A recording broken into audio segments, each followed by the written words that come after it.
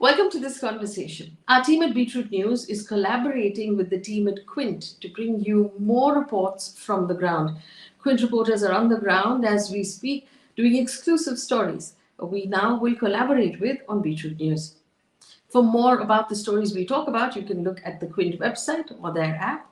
And for more news and updates from across the world, download the Beatroot News app. To begin with, our first piece of collaboration is with reports from Manipur.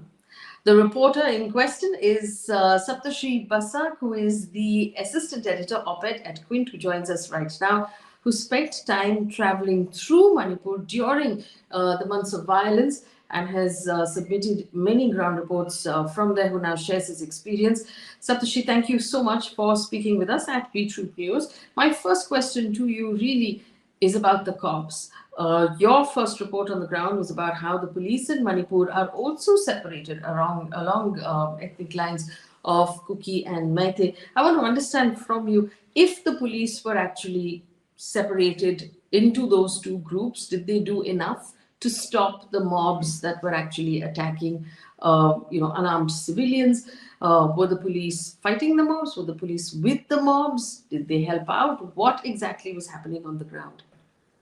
Um, so that's a good question. So there is enough evidence to show that the police and the armed forces might be taking sides here. A couple of weeks ago, 12 Meitei militants were let off after a huge protest by Meitei women known as the Mira Paibis.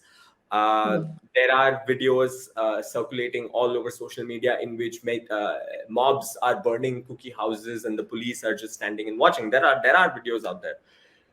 So to say that the police are not complicit would be wrong. I think the police are being a little complicit, but then again, they are also in a position of extreme vulnerability right now. I mean, the police officers that I spoke to when I was doing my story on how ethnic security forces are partitioned, Kuki police officers told me that their Meitei police officer friends told them to flee because they can't control the mob. They said, you run away from here, because when that 5,000 strong mob enters the station, we are going to back off and say, look, we are Meiteis, don't harm us. You guys flee from here.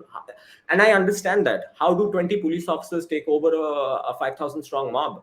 A mob that is riled up, holding flaming torches and batons. I'm sure that there is a bias amongst the security forces on both sides when it comes to rescuing people from the other community. But how deep is that bias, and how many lives are being lost because of that bias is something that needs to be investigated more. I feel there are more stories that will come out where families will say that my son was being brutally beaten and 3 police officers over there did not do anything about it, and just they were mute spectators. These stories will come out if we look for them, because that bias is very much deeply rooted in the security forces as well. You did a story about a 7-year-old boy who was lost in an ambulance that was set on fire. This boy was first hit by a bullet. His mother then took him in an ambulance to Imphal. On the way, the mob caught that ambulance and set it on fire. The young boy and the mother lost their lives. They were burnt alive. You met the child's father.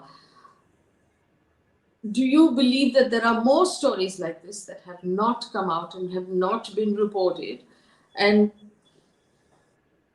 how bad is, this sort of story is not the kind of story we're used to reading in India. We read it from other parts of the world, from this kind of violence. Is the hate so deep right now that children are being attacked? So that story was just something else. That was something else entirely. I have never come across a story like that, and I hope I never do ever again. And the tragedy of that was that boy was of mixed race, a Kuki father and a Meitei mother. And the only reason the father did not accompany him and his mother and aunt in the ambulance was because his mother and aunt were both Meiteis. That was the whole strategy. And it was the perfect strategy. If it's a Kuki boy, of a Kuki father, you take 2 Meiteis, the Meiteis will not attack you. And even that did not work. Even that strategy did not work. And the one narrative is that Meitei militants thought that that ambulance was actually ferrying Kuki militants away. I don't see how you don't check an ambulance, or you just directly set it on fire and you don't see anybody coming out and you don't do anything about it.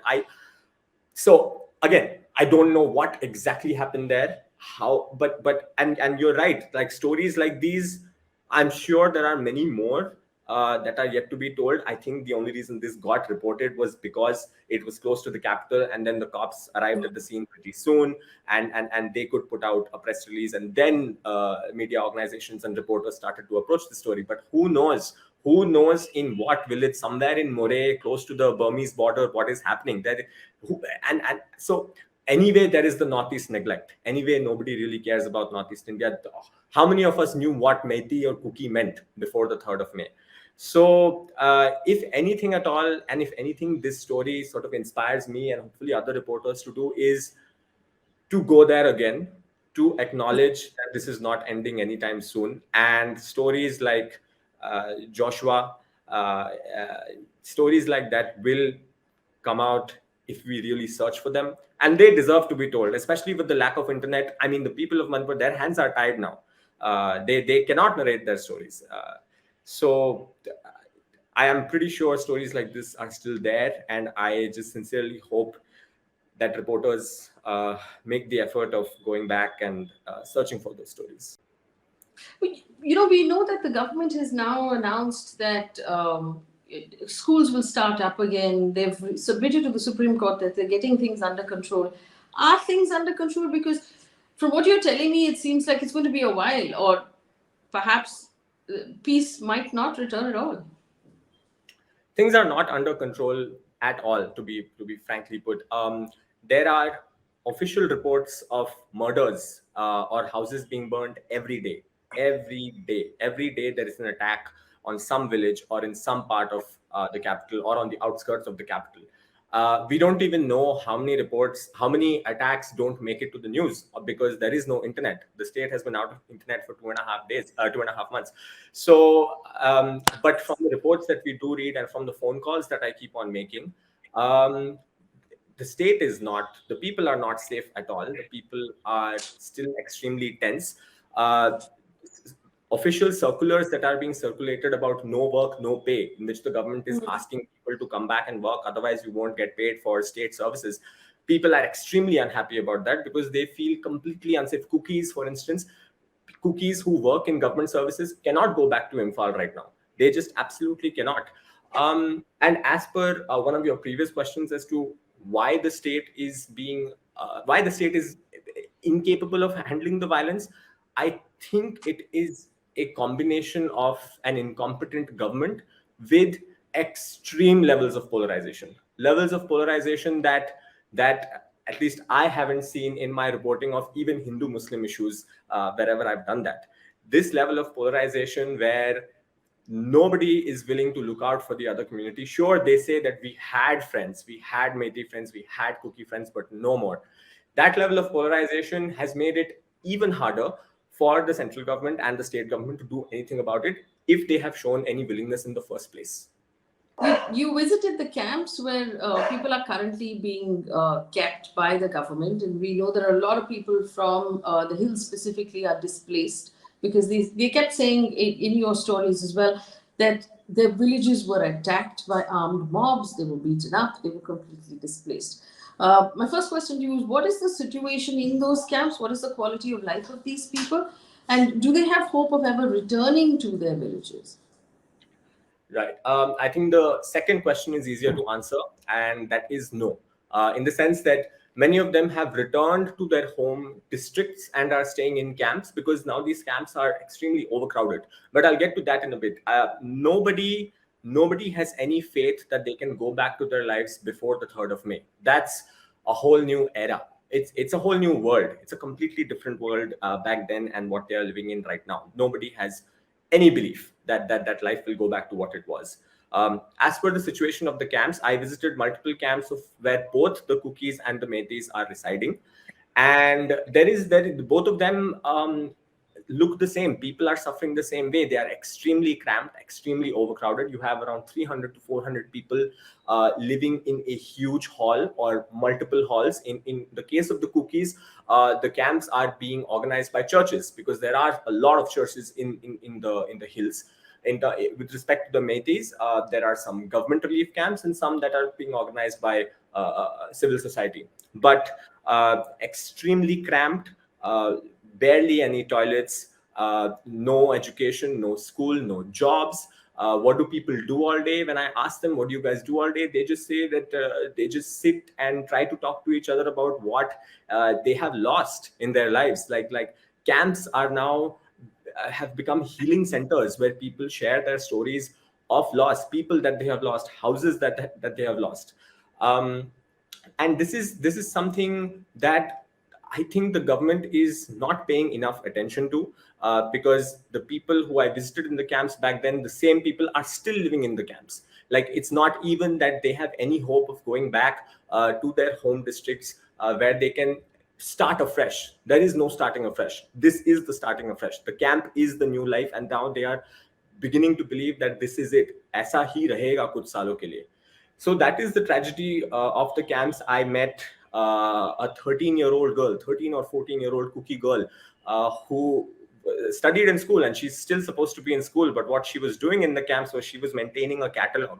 She was maintaining a catalog of all the cookies who have entered the camp today, who had entered yesterday, who had entered last week, what have they lost, where have they come from, if there are rape cases, have they filed a police complaint, do they need hospitalization medicine. She's maintaining a catalog. I will put out a video story of that eventually, but she's only 13, and I just glanced at her from a distance, and she looked very engrossed, wearing spectacles, sitting and putting that sheet on the floor, and then scribbling.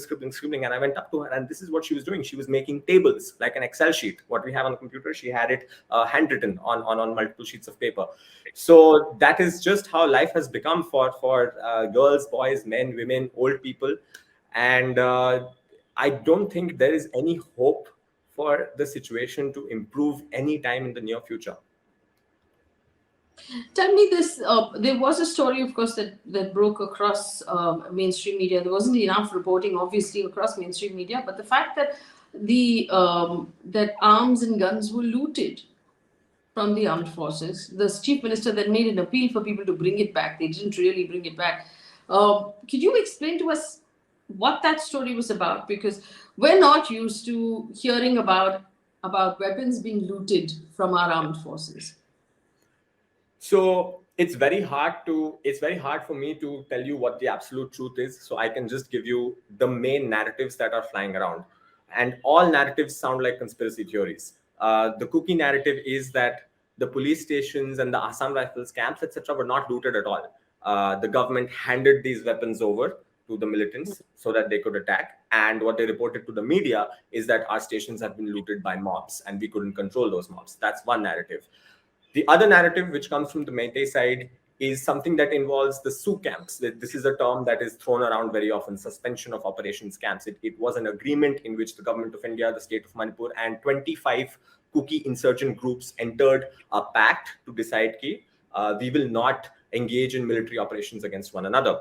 Now, the Meitei say that this SU agreement has actually turned into some kind of bonhomie between the state and the cookies, and now they are the ones who are the cookies are the ones looting the camps and the stations, and they are being provided weapons to conduct attacks on the Metis. Now, these are just things which are extremely hard to verify, especially due to the lack of internet. So while reporting, all I can do is provide the narratives from both sides and try my best to find out as many facts as I can. But to answer your question, these are the two main narratives, and honestly, I just cannot decide what the truth is. I just can't. It's that gray right now. Tell me something. You did talk about the people in the camps right now. We have the Supreme Court that has now given an instruction to the central government and to the state government of Manipur that peace needs to be restored, that they need to do whatever needs to be done in order to make sure that the people are no longer suffering. In your opinion, from what you've seen on the ground, is enough being done to reduce the suffering of the people who've been displaced, who've lost homes, who've lost land, who've lost loved ones? I don't think so, because the first step will have to be restoring some level of trust. You are not going to get cookies back in the valley without convincing them that they are safe. And I mean, the chief minister put out a couple of really provocative tweets recently, which he had to eventually delete. So I think the peacekeeping efforts and the relief efforts, genuinely, from my observations, are coming from civil society. And there are Metis and cookies on both sides of civil society who are coming forth and trying to help each other out. There are enough interfaith bodies. In Imphal, there are two major interfaith bodies, which consists of Meitei Hindus, Nagas, Meitei Christians, Meitei Muslims. All of them hold meetings every week, trying to come up with a peace strategy, trying to come up with a strategy of getting people back. Um, but it's not coming from the state.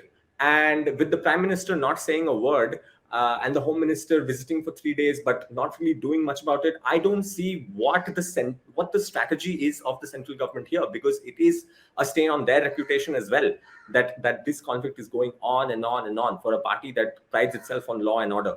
So I fail to understand what the state is doing here, which is why, while I acknowledge what the Supreme Court has said, but I just think the Supreme Court needs to really talk to the state government directly, because at this point, I don't think they seem too interested in peace. It is coming from civil society.